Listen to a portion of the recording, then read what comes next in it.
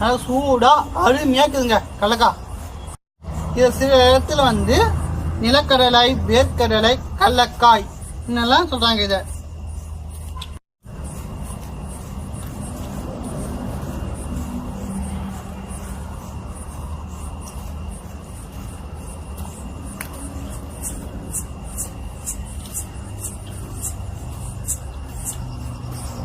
கடலக்காய் வந்து நல்லா அருமையாக வந்து இருக்குது. டேஸ்ட்டு அதோட பிரமாதமாக இருக்குதுங்க.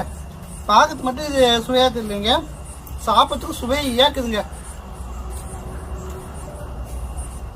அருமை அப்படி ஒரு அருமை. சரி, சப்ஸ்கிரைப் பண்ண போகிறேன் எல்லாம் நம்மளுக்கு நன்றி.